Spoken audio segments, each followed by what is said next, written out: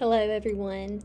I am your teacher, Brittany Beatty, and this is our first lecture video for the content in English 261.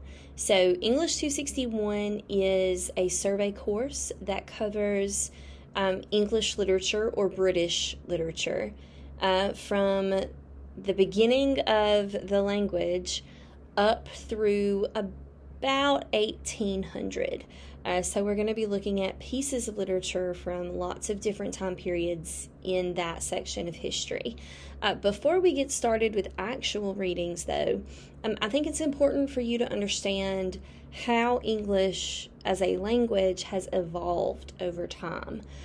So many people say, oh my gosh, English is the hardest language to learn. Well, it is, but understanding why it's so difficult to learn can really open our eyes up to a lot of different things. So we're going to start with the invasion of England and all of the different invasions of England and how that led us to the early English, into Middle English, into Modern English. So first, let's take a look at who we are talking about. So in this photograph, we have Britons. That would be all of these people right here. Celtic Britons. They lived in nowadays it's southern England, but that's what they would have looked like. And this painting kind of depicts the Britons watching this Roman invasion right here, the Roman arrival. Now, this is about 55 BC. So BC, most people think of BC as before the coming of Christ, but it also stands for before the Common Era. So what I want you to do is compare, look at how these Celtic Britons are dressed, and then let's compare that to the Roman soldiers. So these are the folks who are on those ships that are invading the Celtic Britons. They have much more armor, more protection, their shoes are better, they have helmets. So it's no surprise that they were better equipped to invade England. So let's just kind of go through the timeline a little bit. First, we have the Celtic Britons, and then in 55 BC, the Roman invasion happens. That was led by Julius Caesar. And the Romans rule for a really, really long time. As they rule up until 436 AD, we start to see the decline of the Roman Empire happen then. By 436, the Roman military was completely gone from England, but that left England just kind of high and dry all by themselves. So in 1449, there were Germanic invaders, or the Anglo-Saxons invaded. And prior to 597, all of the religion in this area was strictly what we call pagan today. They believed in many different gods. They did not believe in Christianity. St. Augustine brought Christianity to the Anglo-Saxons and to Lower Britain in around 1597. There is an article about Bede that we will be reading later on. Bede was the first churchman of this Christian era. So we are going to read about him in a couple of class days. So here we have a map of Europe, and what I want you to notice is we have England here, and so that's where those Celtic Britons are. And we have the Anglo-Saxons, so we have Saxons and the Angles. The Anglo-Saxons are invading here, and we have the Roman Empire, so the Caesar and all of that, they're invading from like down in here. And what that means is, why was England invaded like so often? Well, if you'll look, England, it's an island. And compared to the landmass over here, it's fairly small.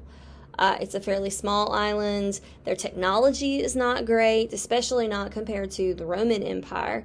Their military technology is not great. They're small. They have a small army. They're easy to get to. They're on an island, so they can't really call for reinforcements easily. So it was just an easy target, and that's why all of these different groups invaded England. So specifically, after Anglo-Saxon, we have the Jutes. The Jutes would be more northern Denmark. Then we have the Angles, which were southern Denmark, or what is now southern Denmark. And the Saxons were where modern-day Germany and the Netherlands are now. So, between 450 and 600 AD, we have all of these different tribes raiding England. And they eventually take over those Celtic Roman people as well. And every time a new invasion happens, new language is brought to the table. You have the Celtic Britons who speak their language. And then when Julius Caesar came and the Romans invaded, they mixed the original language with that Roman language. And they lived for hundreds of years with that Roman influence in their language. Well, then the Anglo-Saxons came over, and Anglo-Saxon language is Germanic. So we have a lot of German influence being mixed into what's already kind of a mixture of English anyway. So one of the reasons that the English language is so hard to understand and learn is because there are so many other different languages that have kind of mixed together to create what we know as English today. And then after the Anglo-Saxons, we have the Vikings. So this is just kind of a funny little picture. When we think of Viking, this is normally what people think of. It's definitely how movies and video games think Vikings look, with this giant, this giant weapon with these big long horns on their helmets. Skin-tight pants. Like, this is kind of the stereotypical view of a Viking in pop culture. But historically, and what archaeologists have kind of pieced together, is that they were much more practical. Their weapons were one-handed because those were easy to use in fights. If they were wealthy Vikings, maybe they had a sword. Their pants were often loose-fitting, easy to move in. And both men and women used lots of eye makeup, and grooming was very important. They kept their beards and their hair and their bodies very clean and neat. But the Anglo-Saxons were ruling southern England at this time, and then the Vikings come over and the Vikings invade. So this is the video, not video, this is the map that we looked at earlier. And so we've got the Anglo-Saxons here, and they're invading England. And after they've invaded, then we have the Vikings. And the Vikings, then they come down and they invade England. So a couple of things to know about the Viking invasion and how it relates to language. So they invade 787 or so. In 793 and 866, there were two really important Viking invasions in Lindisfarne and Northumbria. Those two cities were sites of monasteries. Now, remember, St. Augustine brought Christianity over to the Anglo-Saxons that are now here in England. So they all practice Christian faith. The Vikings do not. The Vikings are still very much pagan, using paganism as their belief system. So when we think of monasteries are filled with monks, and they're churches and places of religious holy ground. And the Vikings just didn't care about that. They didn't understand the sanctity of a monastery. It was just another building. The Vikings targeted monasteries because they knew that monks were nonviolent, so they weren't going to fight them. They knew that monks weren't going to have weapons, so the chances of them being killed in battle were very low. And they knew that people in communities tithed to the church, so they knew that monasteries were full of money. So monasteries, for a pagan-centered group of people, were easy targets. So the Vikings picked those monasteries to raid, and this is a time when if the church faltered, the town faltered with it. So that was how the Vikings kind of got in and were able to invade. In case you're ever at trivia night and you get a question like this, what does Viking actually mean? Well, Viking comes from the Norse word vik, which means pirate. So a Viking and a pirate are kind of the same thing. They are plunderers, they are invaders, they are conquerors. But originally, the term Viking was a verb. It was something that you do. So I can imagine a little teenage Viking, his mom going, "Hey son, what are you doing this weekend?" "Oh mom, I'm just going to go Viking." So he was going to go pirate something, plunder or take over something. I have a video here. You do not have to watch it, but it's pretty interesting. It's about 2.5 minutes long, and it is a reenactment of a Viking battle. So you can kind of see how the Vikings fought, what they fought with, and how they were so easily conquerors, how they overtook lands so easily. So let's review so far.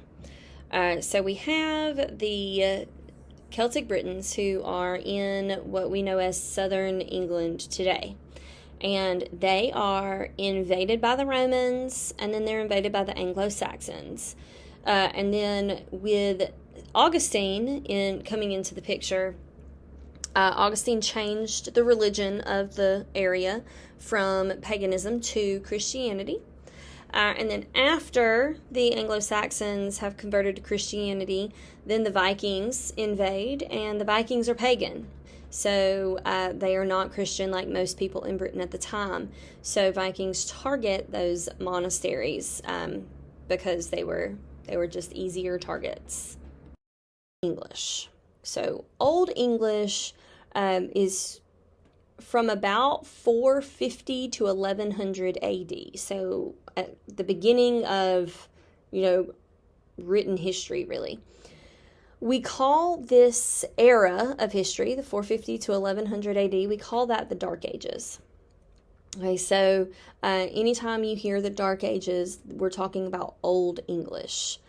So the invading Germanic tribes, they speak similar languages. The Anglo-Saxons, all of those different tribes from that Germanic land, they speak similarly. So when they all come over and invade, their Germanic language mixes with that British kind of language, that Celtic Britain language, and it developed into what we call Old English. Okay, now Old English, don't be fooled by the word English. Old English does not look or sound anything like English today. It looks very much like a foreign language, and it sounds very much like a foreign language. You would not understand Old English by itself today. But about half of the words that we do use today have Old English roots. So even though we don't use Old English anymore, it still has crept its way into our vocabulary today. Words like be, strong, and water are examples of words from Old English that we still use today. Old English was spoken till around 1100, and I'm going to show you an example of Old English. So, Nú skúlan herja, hefon smart, metode smacht, and his work, work, Swahi wundria west, on skall.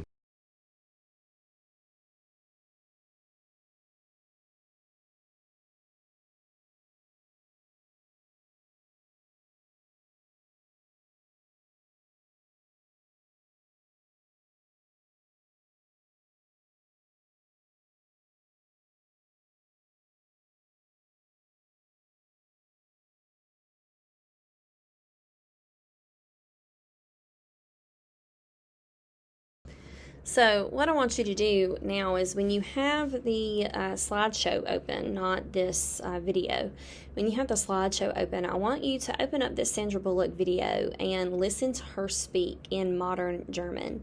And I think that you will find that the sounds are similar. Now, she doesn't speak Old English, so you're not going to recognize the same words in Cadman's hymn as you do in her speech in this video, but the sounds of the words are similar. That hard, guttural Germanic sound is similar, and that's because in Old English, much of that language is from those Germanic tribes from the Anglo-Saxons. So let's just review those historical changes to English again. The Celtic Britons are invaded by Caesar, and that blends the Celtic and Roman languages. Anglo-Saxons invade, and that blends the Celtic, Roman, and Germanic language. Then we have Christianity. And then the Vikings invade, and that brings a Dutch language to the mix. And then English spoken during this time is a mix of lots of different languages, but it's still nothing like the English that we read and speak today. So then we move on from Old English to Middle English. Middle English is spoken between 1100 and 1500. It starts really in about 1066 with William the Conqueror and the Norman invasion. So William the Conqueror was the Duke of Normandy, and that area of the world is what we call part of France today. And he invaded and conquered England. So these new conquerors brought with them this French language. The royal court and all of the rich people, all of the people that made the rules and owned the businesses, they spoke French. And all the people in the country they invaded, all of the English people, they did not speak French. They spoke Old English. So this invasion, this Norman invasion, created a class division between the upper class and the lower class. And the upper class spoke French, and that was considered better. And the lower class spoke English, and that was considered, not good. It wasn't until much later on that more people started to use English, and English became equivalent to French, and speaking English didn't make you less than, or speaking French didn't make you better than anybody. And part of the reason that shift happened was because of Chaucer.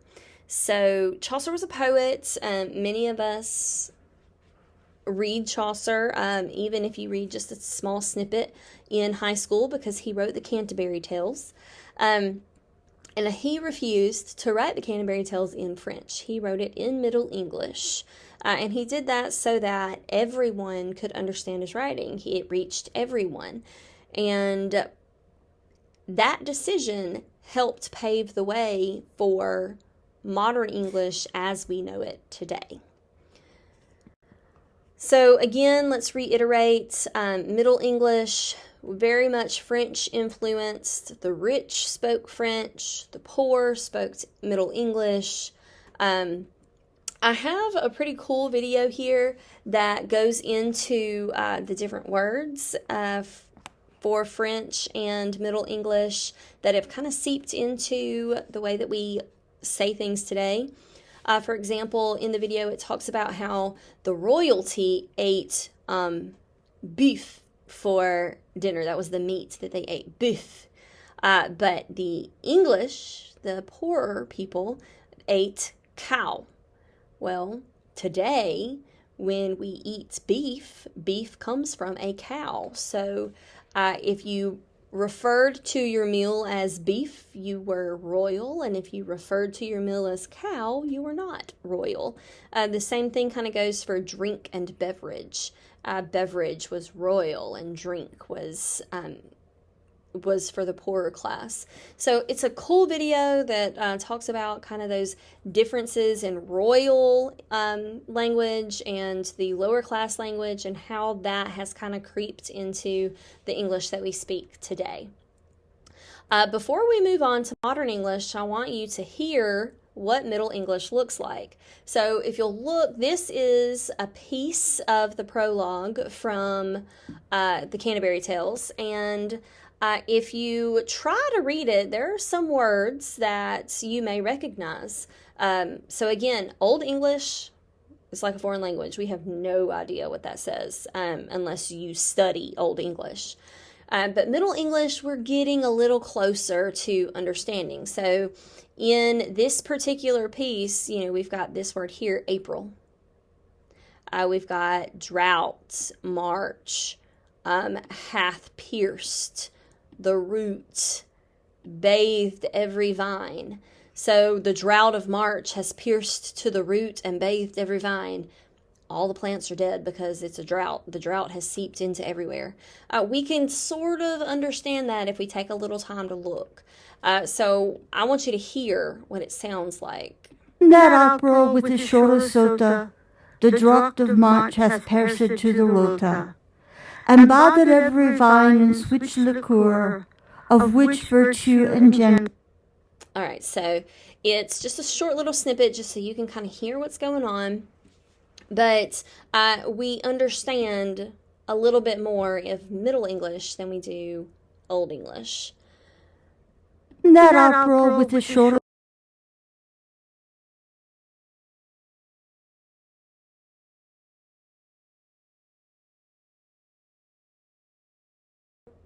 And that leads us into early modern English. So we have early modern and we have late modern. Early modern English is from 1500 or so all the way through 1800. So that's a good chunk of time. I want you to think about, when you think of early modern English, I want you to think about Shakespeare, think about the King James Bible. Those things are written with early modern English. So Hamlet's famous line, to be or not to be, that is the question. That's early modern English. O Romeo, Romeo, wherefore art thou my Romeo? That's early modern English. And Juliet's not asking where Romeo is. She's asking why he has to be Romeo. So definition changes from early to late modern English are happening. Ye and thee and thou are all words that we see in the King James Bible, which is the Bible that was being used at this point. And it's still, many churches, especially in the southern United States, use the King James Version of the Bible, so we're familiar with this type of language. Interestingly enough, the word y'all, we use y'all in the South, and I'm sure that you have been told many times that y'all is not formal and you shouldn't say y'all. And for late modern English, y'all is not formal. That is correct. However, in early modern English, ye meant you, and it was formal. So they would say things like ye all. And that was formal for you all. And that shortens becomes y'all. So in early modern English, y'all was formal. It was not a southern slang term for to recognize people from the South. It was a formal greeting. But what happened between Middle English and early modern English to make all of these changes was something that we call the Great Vowel Shift. The Great Vowel Shift. And in the Great Vowel Shift, what happened is vowels became shorter, more pronounced. Word sounds changed a little bit. There's a video, this video here, it's about 15 minutes long. If you're interested in watching it, it's about 15 minutes long. It goes into a lot more detail about what the vowel shift is, and it gives a lot of different examples about words that were the same in Middle English that are the same in modern English, but the sound different. One example, take hoose, for example. In Middle English, we have hoose. but in modern English, that turned to house. So the vowel sound changed in what is called the Great Vowel Shift. And that is how early modern English kind of happened. And then we have the standardization of English. So before the standardization of English, everybody spells things however they think it should be spelled. They don't have autocorrect, so if they spell something wrong, it doesn't automatically change to the correct version. People are just out there doing their best, and they're spelling things as best they can, and they're writing sentences the best they can. And there was no really standard rule for English. But the printing press in 1476, William Caxton created the printing press, or popularized the printing press in this area in England, and that created a standard of English. Printing meant that there was a common language. All the books that were printed on the same press, so they were formatted with the same type of language. Mainly it was a London dialect, because most of the printing presses were in the London area. Books became cheaper because we can print them instead of handwriting them, so more people were learning to read. And by 1604, the first English dictionary was published. So the printing press is where grammar rules and spelling rules kind of began. The printing press decided that all words are spelled a certain way, and that everybody agreed on a certain spelling or punctuation at the end of sentences. So the printing press in 1476 is kind of where all English courses for the rest of time stemmed from. So I want you to hear some early modern English. So this is Shakespeare's sonnet number 30. So you see, "When to the sessions of sweet silent thought." If you just kind of glance at it, we know a lot of these words. It's very easy to understand compared to Old and Middle English. It sounds like this. When to the sessions of sweet silent thought, I summon up remembrance of things past. I sigh the lack of many a thing I sought, and with old woes new wail my dear time's waste. Okay, so if you want to listen to the whole thing, you absolutely can, but for time's sake, I'm going to move on. But even though we still have a hard time reading through Shakespeare, definitions have changed, so what we think it means and what it actually means might be different. But it's much easier to understand than Chaucer's Middle English for the Canterbury Tales. When to the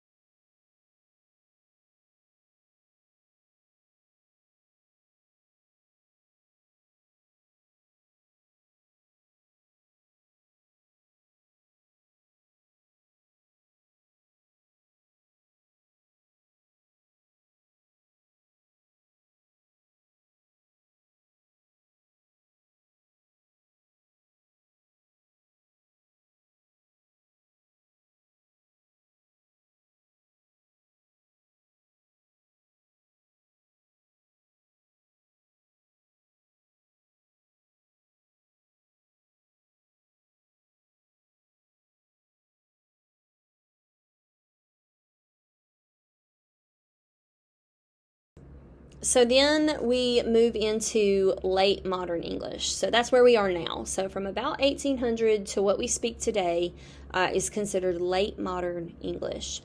The main difference in early modern and late modern English is vocabulary.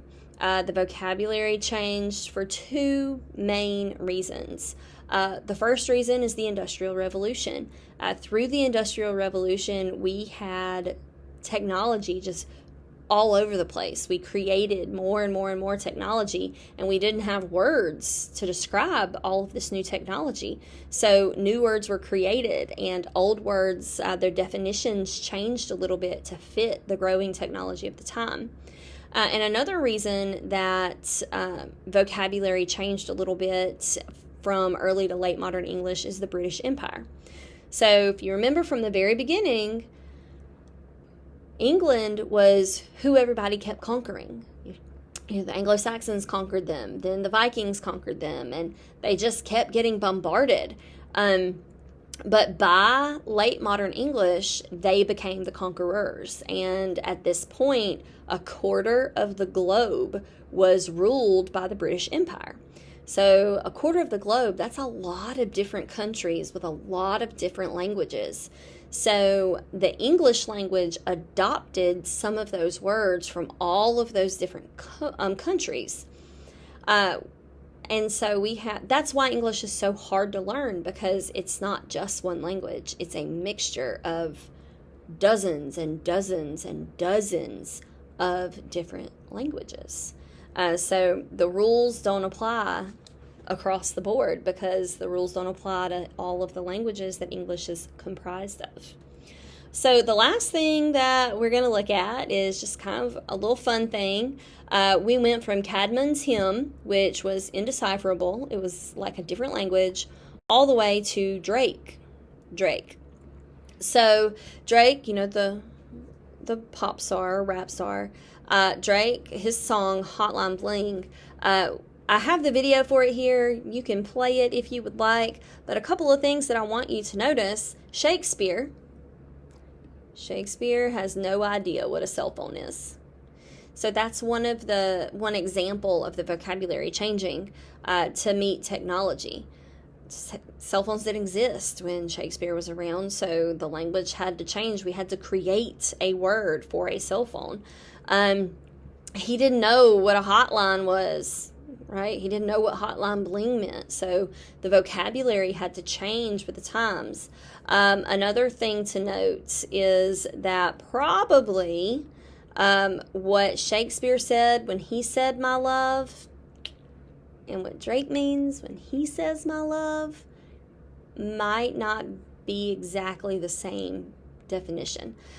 So even though the words are the same, the definitions have changed over time from early modern English to late modern English. All right, so what I have, that's all I have for this particular presentation. So what I need you to do is go to Blackboard, double check all of the reading assignments for the week, read those assignments, and take the quiz that is posted. All of your quizzes, anything that you have to turn in for a grade, all of those things are going to be located in the Turn All Assignments Here folder at the very top of your Blackboard page. Now, each week, you'll have all of your information in the Weeks folder, but anything that you turn in for a grade, you turn in that assignment folder at the very top of the page. I will see you next week. Bye.